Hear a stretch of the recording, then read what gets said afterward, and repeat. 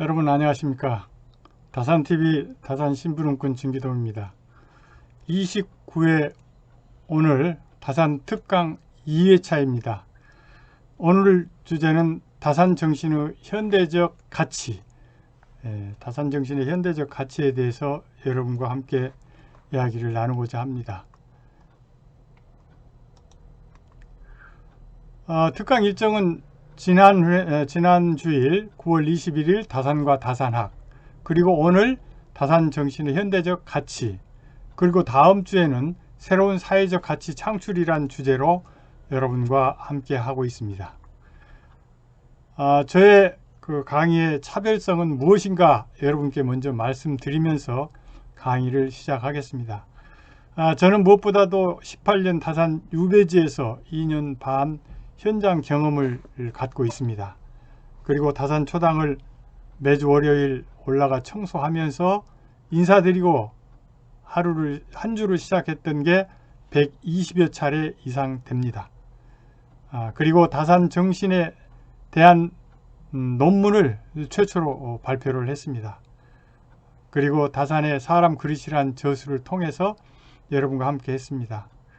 무엇보다도 저는 다산 신부름꾼으로서 소명의식을 가지고 다산의 신부름꾼으로서 앞으로 일을 하고자 한다는 게 저의 강의의 차별성이라고 할 수 있겠습니다.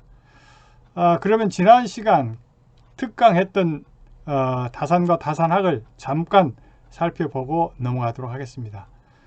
네, 다산 여러분 어떤 사람이라고 생각하세요?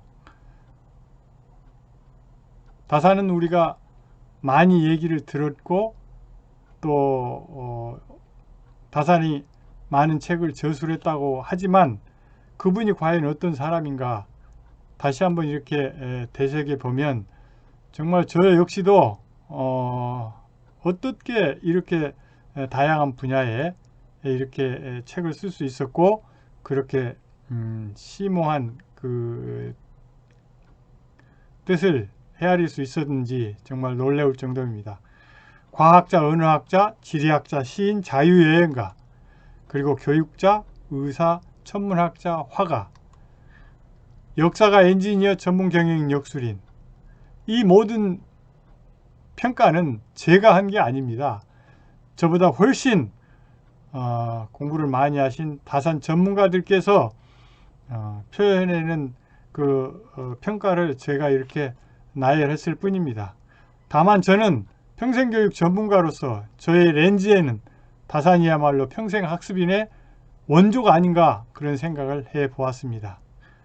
이렇게 위대하시고 너무나도 깊고 깊은 다산의 그 지혜의 숲을 제가 어떻게 다 헤매고 다닐 수 있겠어요. 그저 일부만을 제가 알고 있는 것 여러분과 함께 공유하고 싶은 마음으로 이렇게 여러분과 함께 강의를 하고 있습니다. 다산의 생애는 크게 네 시기로 분류를 할 수가 있습니다. 수학기, 관료기, 유배기, 해배기 이후 이렇게 네 생애를 네 기로 이렇게 분류를 할 수 있겠습니다. 그래서 그 중에서도 무엇보다도 유배기 때 다산의 그 600권의 책이 오늘날 다산학으로 해서 우리들에게 많은 영향을 미치고 있지요. 다산의 역사적 평가를 이렇게 살펴보면 다산은 독립운동가 매천 황현, 그리고 유당 정인보 선생님, 그리고 순종 때 그 문호라는 시호를 받았던 것, 그리고 시인 김남주 선생님께서 다산에 대해서 평가를 하고 있었습니다. 그리고 21세기 그럼 과연 다산은 어떻게 평가를 받고 있나? 저 역시도 미처 몰랐던 사실인데 2012년 유네스코가 지정한 세계적 인물이 되었던 사람입니다. 다산 정약용 탄생 250주년을 기념해서 독일의 노벨 문학상 수상자인 헤르만 헤세와 프랑스의 사상가 장작가 루소, 그리고 프랑스 작곡가 드뷔시와 더불어서 세계적 인물로 선정됐었습니다. 뿐만 아니라 현재 수원 화성 아시죠? 그 수원 화성은 바로 다산이 설계했던 그런 수원 화성이 지금 유네스코 세계문화유산으로 등재되어 있죠. 네, 현재 우리가 다산이 그 얼마나 위대한 엔지니어였는가를 또 건축가였는가를 이걸 보면서 우리가 또 확인할 수가 있겠습니다. 또 하나는 정본 여의당 전설하고 해서 다산의 모든 책을 총망라해서 이 다산 탄생 250주년에 만든 책이 있는데 그 책이 전체 37권입니다. 그걸 유네스코 세계 문화유산으로 등재를 하려고 지금 추진 중에 있다는 소식도 있습니다. 그리고 다산학에 대해서 말씀드리겠습니다. 다산학은 크게 경학과 경세학, 기타로 나눠지죠. 그래서 다산은 경학, 소위 사서 육경을 독자적으로 해석을 했죠. 그래서 성리학과 주자학으로 찌들어 있는 조선 사회를 새롭게 개혁하고자 했죠. 또 경세학은 경학을 바탕으로 해서 나라와 백성을 어떻게 다스려야 될 건가, 그 경세학을 1표 2서 경세유표, 목민심서, 흠음신서를 통해서 국가개혁을 이루고자 했던 거죠. 그리고 기타 과학, 의학, 언어, 천문학, 역사, 지리서 등이 있습니다. 다산 관련 저술 현황은 2012년도에 탄생 250주년을 기념해서 이렇게 전체를 확인해 보니까 다양한 분야의 책과 논문들이 발간되고 있었습니다. 그걸 전체를 총 망라해 보니까 2068건, 그러니까 지금으로부터 8년 전이니까 지금은 아마 3000건이 되지 않을까라는 생각도 듭니다. 왜냐하면 저부터서도 논문을 한 편 썼죠. 그리고 사람 그릇이라는 책을 하나 발간했기 때문에 이 모든 것을 합치면 전체 3000건이 넘지 않을까라는 생각이 듭니다.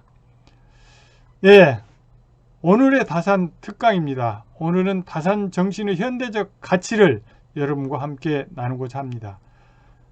다산 정신에 대한 논문을 바탕으로 해서 최근 올 초에 봉준호 감독이 영화계의 노벨상이라고 할 수 있는 오스카상을 탔던 봉준호의 정신을 함께 이렇게 검토를 해 보았습니다. 네, 동영상을 먼저 하나 보시겠습니다. 다산 정신실천연구소 진규동 박사와 강찬석 박사가 공동으로 다산 정리학용 선생의 독창적 학문인 다산학을 주제로 한 논문을 발표했습니다. 평생 학습인 다산 정리학용의 다산 정신에 관한 탐색이라는 제목의 이 논문은 다산의 정신적 가치를 현대적 가치로 집약하고 우리 사회가 요구하는 새로운 가치관에 관한 내용을 담고 있습니다. 진 박사는 다산 박물관에서의 근무 경험 등을 바탕으로 이번 논문을 쓰게 됐다고 밝혔습니다. 네, 다산 정신에 대한 논문의 보도 자료를 잠깐 한번 살펴봤습니다.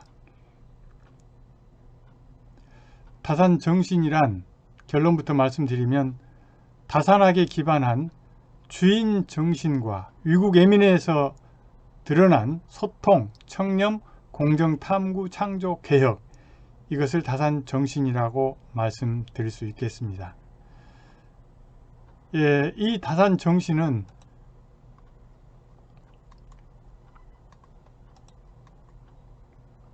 연구 배경이 이렇습니다. 제가 다산 박물관에 가서 근무하면서 느낀 걸 토대로 해서 제가 이 논문을 썼다는 걸 말씀드리고, 무엇보다도 그게 가장 큰 그 연구 배경이었고, 그리고 이제 다른 이렇게 논문을 보면서 다산 정신에 대한 용어 정의가 절실하다. 즉 구어든 슬로건이든 캐치프레이즈든 어떤 메시지를 전달하는 데 사용되는 용어는 의미가 분명하고 쉬워야 한다. 그런 논문이 있었고, 또 저 역시 다산 교육 전문관으로서 내 자신도 한마디로 다산 정신을 설명할 수가 없었다. 그런 데서 연구를 하게 되었고, 또 하나는 다산학의 실용적인 영역 확산이 절실한 것을 느꼈습니다. 왜냐하면 지금까지의 다산학은 연구자의 어떤 관심 분야에 따라서 하나하나 자기 관심 분야에 대해서만 각계약진 방식으로 이루어지다 보니까 총합적으로 다산 정신을 엮어낼 수 있는 그런 연구가 없었다. 이런 이야기를 정민 교수가 또 이렇게 하고 있었습니다. 그리고 또 하나는 4차 산업혁명 시대 새로운 시대 정신이 절실하다. 왜냐하면 클라우드 슈밥이 4차 산업혁명 시대의 성공 요인으로 정신과 마음과 혼 그리고 몸 이렇게 네 가지를 얘기를 하고 있는데 이것이 바로 다산은 이미 이 사서 육경을 통해서 우리들에게 이러한 그 시대 정신을 반영하고 있지 않나 그런 생각을 해 보았습니다. 그러면서 새로운 우리 사회의 공동체를 위한 사회적 가치가 필요하다 이런 생각에서 연구를 하게 되었습니다. 다산 정신의 도출의 과정은 간단히 말씀드리면 문헌 해석학적 질적 연구를 했습니다. 그래서 기존 문헌 연구 방법론 중에 그 키워드 중심으로 메시지를 뽑아서 범주화해서 핵심의 정신을 도출하고 그것을 각 범주로 설명해서 결합을 했습니다. 참고 자료하고 문헌은 무엇보다도 한국 고전 번역원의 고전 종합 데이터베이스를 활용을 했고요.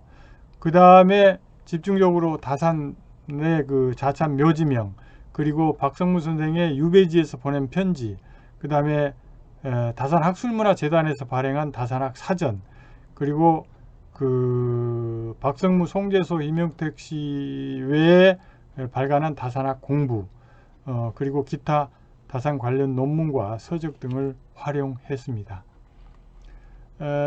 그러면 왜 다산 정신인가 라는 것은 연구의 배경과 중복이 되겠습니다만 다산 정신에 대한 현대적 해석이 절실하고 또 다산학의 실용적 영역 확신이 절실하고 4차 산업혁명 시대 새로운 시대 정신이 절실하다 뿐만 아니라 새로운 사회 공동체를 위한 사회적 가치가 창출이 절실하다 이런 생각에서 다산 정신이 절실하다라고 말씀드릴 수 있겠습니다. 다산 정신의 실천 사례는 현재뿐만 아니고 다산이 관료 생활을 하고 또 유배 생활을 하면서까지 다산은 철저하게 글로나 말뿐이 아니라 실천을 통해서 뭔가 사회에 가치로서 뿌리를 내리려고 노력했던 것입니다. 그래서 암행의사 시절 그리고 황해도 곡산부사 시절 강진 유배 시절 이 시절마다 다산은 자기가 있는 곳에서 다산 정신을 실천을 했던 그 사례들이 다산학의 600권의 책을 통해서 수없이 우리가 발견을 할 수가 있습니다. 그러면서 다산은 공리공론을 혐오했습니다. 탁상공론이라고 그러죠. 결국에 실천이 없는 학문은 정말로 필요 없는 학문이다 라는 생각을 가지고 있었던 것입니다. 그러면 영상을 하나 보시도록 하겠습니다. And the Oscar goes to Parasite.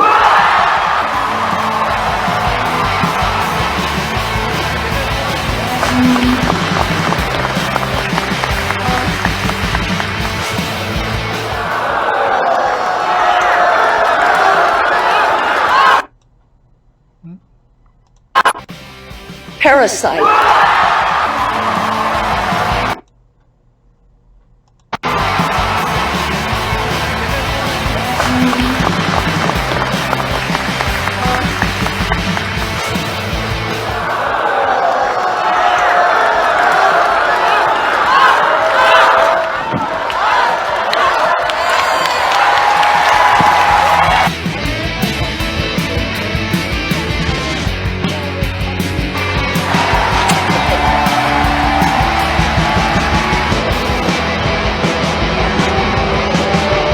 너무 감사합니다. 그리고 어렸을 때 제가 항상 가슴에 새겼던 말이 있었는데 영화 공부할 때 가장 개인적인 것이 가장 창의적인 것이다. 책에서 읽은 거였지만 that quote was from our great Martin Scorsese. So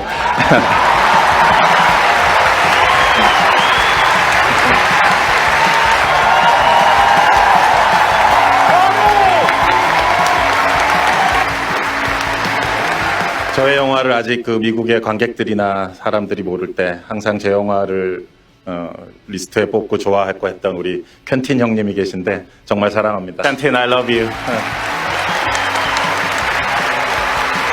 같이 후배 오른 우리 토드나 샘이나 다 제가 너무나 존경하는 멋진 감독들인데 이 트로피를 정말 오스카 측에서 허락한다면 텍사스 전기톱으로 이렇게 5개로 잘라서 나누고 싶은 마음입니다.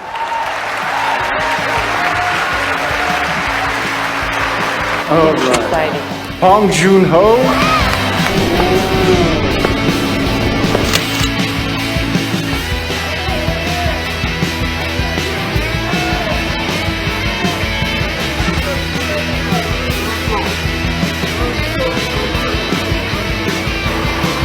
I'm ready to drink tonight. So until next morning. Thank you. 멋진 배우들.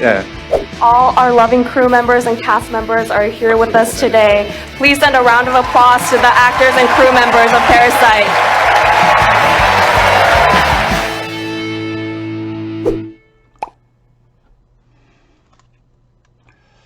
네, 다산 정신의 현대적 가치를 모색하기 위해서 올 초에 정말 세계를 뜨겁게 달구었던 영화계 노벨상, 오스카상 수상식이었습니다. 거기에서 대한민국의 봉준호 감독이 정말 열렬한 환영 속에 오스카상을 수상하는 그런 감동적인 순간을 함께 했습니다. 저는 오스카상을 탄 봉준호 감독의 그 봉준호 장르라는 그 글을 보면서 다산 정신과 같이 한번 매치를 해봤습니다. 봉준호 장르란 봉 감독의 영화의 독창성, 봉 감독은 내게는 최고의 찬사라고 한다라고 얘기를 하고 있습니다. 그 봉준호 장르를 다산정신과 이렇게 한번 보았습니다. 그래서 다산정신의 주인정신, 위국애민, 소통, 청렴, 공정, 탐구, 창조, 개혁, 이 부분을 다산의 정신과 봉준호 장르를 통해서 여러분과 함께 살펴보고자 합니다. 주인정신은 바로 다산이 그렇게 강조했던 부분입니다. 무엇보다도 다산은 백성이 백성답게 살아가기를 소망했습니다. 그러면서 영명성, 즉 하늘로부터 부여받은 인간만이 가지고 있는 주체적인 그 영명성을 바탕으로 새롭게 인간이 백성들이 거듭나기를 바랬던 거죠. 그래서 마음, 심자, 이것이 인간의 본체로 새로운 그 본체론을 정립하면서 주자학과 성리학에 찌들은 사상적 그 바탕을 새롭게 좀 일구려고 했던 것이죠. 그래서 인간 자신의 사회적 책임과 주체성을 강조하면서 백성이 백성답게 살아가기를 간절히 원했던 겁니다. 그러면서 다산은 그 탕론에서 천자는 하늘에서 내려온 것도 아니고 땅에서 솟아난 것도 아니고 대중이 추대하여 된 것이다. 그래서 천자를 교체할 수도 있고 세울 수도 있다. 이렇게 하면서 주인이야말로 백성이다 라는 것을 탕론을 통해서 이야기하고 있습니다. 뿐만 아니라 원복을 통해서도 통치자가 백성을 위해서 존재하는가, 백성은 통치자를 위해서 존재하는가 라는 질문을 하면서 백성들의 필요에 의해서 통치자를 선출하기 때문에 통치자는 백성을 위해서 존재하는 것이다 라고 하면서 고전을 통해서 백성들의 그 주체성을 강조하고 있습니다. 뿐만 아니라 시에서도 조선의 시를 쓰면서도 사대주의를 중심을 배격하고 조선이 중심이다라고 하면서 지구는 둥글다. 바로 우리가 서 있는 곳이 중심이다 하면서 다산은 주인 정신을 강조하고 있습니다. 이것은 봉준호 감독이 가장 개인적인 것이 가장 창의적인 것이다 라고 이야기를 한 것과 일맥상통하지 않는가라는 생각을 해봤습니다. 그래서 자유라는 것은 나의 자발적인 생명력과 나의 내적인 활동성이 내 삶을 끌고 가는 힘이다. 이런 자유 개념만이 자기가 자신의 주인이다 라는 것이 최진석 교수도 이야기를 하고 있습니다. 그만큼 다산은 백성이 백성답게 살아갈 수 있는 그 자유 이런 것을 강조했던 것이죠. 다음은 위국애민 정신입니다. 경세유폐를 통해서 털끝 하나도 성한 것이 없다라고 하면서 국가개혁을 주장했죠. 그리고 목민심서를 통해서는 백성을 위한 지방 관료들의 복무 매뉴얼을 작성을 했고 흠음심서를 통해서는 백성을 위한 송사 매뉴얼을 만들어서 백성들의 생명을 존중했습니다.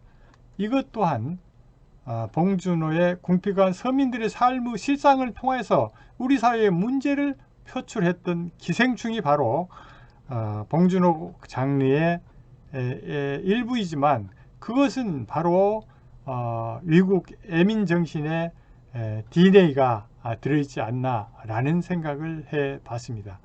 이런 것들을 통해서 우리가 실생활에 접목할 수 있지 않을까라는 생각에서 물론 여러분의 생각들은 다르시겠지만 제가 생각했을 때, 제가 봤을 때 그래도 영화계의 노벨상을 탔던 봉준호의 그 정신 속에 스며 있는 것들이 바로 위국과 애민정신과 일맥상통하지 않는가라는 생각을 해보았습니다. 다음은 소통정신입니다. 제가 그 다산 정신 중에서 의외였던 것은 바로 소통이었습니다. 그런데 그 밑바탕에는 정말 소통이 자리 잡고 있었던 것입니다. 통해야 뭐가 되지 않습니까? 그런데 그 일예로서 황해도 곡산 부사 시절의 한 예가 바로 그 소통의 사례로 말씀드릴 수 있겠습니다. 이 계심 사건이라고도 하는데 너무나도 전임 사또가 백성들을 괴롭혀서 많은 세금을 거두어 간데 반발해서 천여 명의 사람들이 관에 들어가서 호소를 하게 됩니다. 그런데 결국에는 폭도들로 몰려서 이계심이라는 사람이 전국에 수배령이 내리죠. 그렇게 되면서 정약용이 황해도 곡산 부사를 부임하는 첫날 이계심이 가는 길에 나타나 하소연을 하게 되죠. 아전들이 보니까 전국에 수배령이 내리던 친구이잖아요. 그러니까 그걸 잡아서 족치려고 하니까 다산은 그러지 못하게 하고 관가에 가서 정식으로 재판을 열어서 신문을 해보니까 그 모든 것이 사실이었던 것입니다. 그래서 다산은 오늘 너를 무죄로 석방한다면서 모든 것을 불문에 붙여버립니다. 백성들의 원통함이 해소되고 다산은 하루아침에 백성들로부터 신뢰를 받게 되는 그런 사건이 바로 황해도 곡산 부산 시절의 이계심 사건인데 이게 바로 소통이 아니고 무엇이겠습니까? 봉준호는 스태프들의 자율성을 바탕으로 해서 소중한 감성을 표출하도록 분위기를 만들고 적극적으로 소통했다라는 그 글을 통해서 저는 황해도 곡산 부사 시절에 다산의 곡서 소통과 이렇게 매치를 해 보았습니다. 그 다음에 청렴정신입니다. 다산은 28세 대과에 급제하면서 바로 시를 하나 짓습니다. 그 시가 바로 자신이 앞으로 어떻게 일을 하겠다라는 이야기입니다. 그 중에 하나 공정과 청렴으로 충성 바치리라는 대목입니다. 무능하고 임무의 수행 어렵겠지만 경례하신 육금이 많이 내려 공정과 청렴으로 충성을 바치리라고 하면서 이야기를 합니다. 뿐만 아니라 목민심서 율기에서도 청렴이란 목자의 본부요 갖가지 선행의 원천이요 모든 덕행의 근본이니 청렴하지 않고서 목자가 될 수는 절대로 없다. 청렴이야말로 다시 않는 큰 장사이다라고 이야기를 하면서 청렴 정신을 강조하고 있습니다. 다산뿐만 아니라 봉준호는 공정한 과정 속에서 스태프들과 함께 일을 했던 것입니다. 그 가운데 청렴은 가장 기본의 바탕이 되었던 것이죠. 다음은 공정성, 공념의식, 공정한 판결 매뉴얼. 다산이야말로 공정과 청렴으로 충성 바치리라고 이야기했던 것처럼 흠음신서를 만들어서 백성들의 그 억울한 것들을 공정한 판결을 통해서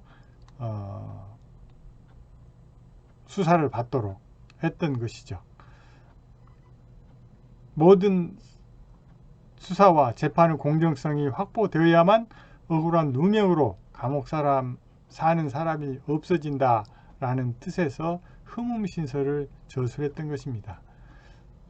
봉준호 역시 늘 누구에게나 투명하고 공정하게 함으로써 자신의 능력을 100% 발휘했도록 했다라는 것 역시 바로 이것이 공정성의 담보가 아닌가라는 생각을 해봤습니다. 탐구정신, 다산이야말로 탐구정신이 투철해서 600여 권의 책을 줄 수 있지 않았겠습니까? 한갑자 60년은 모두 죄와 뉘우침으로 지낸 세월이었다. 지난 날을 거두어서 정리하고 일생을 다시 시작하니 금년부터 정밀히 닦고 실천하며 하늘의 맑은 명을 받들어 보면서 여생을 마치리라 라고 하면서 탐구정신, 죽을 때까지 다산은 탐구를 하면서 보내게 되죠. 이건 역시 봉준호가 12살 나이에 영화 감독이 되기로 마음을 먹었던 굉장히 소심하고 어리숙한 영화 광이었다고 합니다. 그런데 지금 그 어리숙한 영화 광이 탐구 정신을 바탕으로 해서 세계적인 영화 감독이 된 것은 탐구 정신이 없으면 그렇게 될 수가 없었겠죠. 창조 정신, 다산이야말로 창조 정신이 투철했죠. 제가 놀란 것은 다산이야말로 21세기 엑셀을 이미 그 당시에 활용하고 있었던 것입니다. 그 하나의 예가 화성을 건설해 놓고 그 주변에 8개 읍에 말하자면 나무를 심도록 해서 주변이 잘 가꾸어질 수 있도록 했던 것입니다. 8년이 지난 후에 식목 현황을 보고를 받았는데 그 보고서가 수레로 하나였던 거죠. 그거 어떻게 다 볼 수 있겠어요? 그래서 정조가 다산에게 이것을 한 권으로 만들어 오라 그랬던 거죠. 다산은 어떻게 했습니까? 다산은 그걸 바로 엑셀 형식으로 가로 세로 줄을 긋고 거기에 나무와 나무 종류, 그 다음에 그 나무 종류에 따른 숫자, 그렇게 해서 가로 세로 딱 해 보니까 1200만 9772주의 나무가 나왔던 것입니다. 그래서 그 표를 한 장 딱 갖다 정조께 드리니 뭐라고 했겠습니까? 아니 한 권도 아니고 이게 종이 한 장이냐? 참으로 너 대단하구나. 예, 그럴 정도였죠. 예. 이것뿐이겠습니까?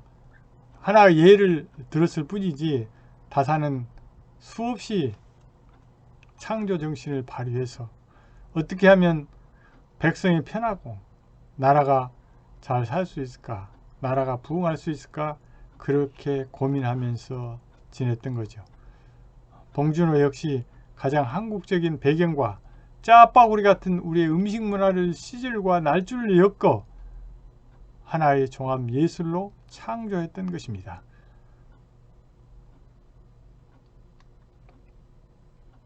개혁정신, 개혁정신은 다산의 심볼이기도 하죠. 덜끝 하나 성한 것이 없다며 개혁하지 않으면 나라가 망한다고 경세유표를 만들었고, 또 수없이 많은 썩어져가는 목민관들의 그 부정부패를 보면서 지방 관료들이 어떻게 복무를 해야 될 건지, 어떻게 백성들을 위해야 할 것인지 그것을 책으로 엮었죠. 뿐만 아니라 백성들의 생명을 어떻게 존중해야 될 건가, 백성을 위한 송사 매뉴얼도 만들었습니다. 다산은 개혁 없이는 절대로 나라가 흥할 수 없다고 외쳤던 사람이죠. 개혁가였습니다. 봉준호 역시 한때 문학의 블랙리스트로 찍혀서 제대로 활동도 못했던 그런 사람이었죠. 하지만 그는 세계적인 영화 감독으로 등장을 하였던 것입니다. 다산은 유배 18년 동안 다 하지 못했지만, 그러나 다산학이라는 600여 권의 책을 통해서 우리에게 지금까지 위대한 정신을 계승할 수 있도록 하고 있는 것입니다. 네, 다음 마지막으로 다산의 미래 예측력에 대해서 말씀드리고자 합니다. 다산은 사서육경을 통해서 시대를 꿰뚫으면서 극히 생각한데 터럭 한 끝에 이르기까지 병들지 않은 것이 없으니 지금 와서 개혁하지 않으면 반드시 나라가 망한다고 경세유표를 쓰면서 서문에 이야기하고 있습니다. 이처럼 다산은 시대를 꿰뚫으면서 나라와 백성을 위한 개혁을 강하게 주장했지만 그 어느도 관심은 두지 않았습니다. 1836년 다산이 사망하고, 다산 사망한 지 30년 병인양요가 일어나고, 40년 후에 병자 수호조약이, 그리고 1905년 을사늑약으로 조선은 패망하게 됩니다. 네, 시대는 바야흐로 제4차 산업혁명 시대입니다. 전혀 경험하지 못한 급격한 변화들이 일어나고 있습니다. 여기선 물질이 아닌 사람의 정신과 사상이 그 무엇보다 소중한 자산이라고 생각합니다. 새로운 다산 정신을 바탕으로 급격한 우리 사회의 공동체적 가치를 창출할 수 있는 계기가 마련되길 바라는 간절한 마음으로 오늘의 특강을 마치고자 합니다. 다음 시간엔 마지막으로 새로운 사회적 가치 창출에 대해서 여러분과 함께 이야기를 나누고자 합니다. 감사합니다. 다산TV는 매주 월요일 여러분과 함께 합니다.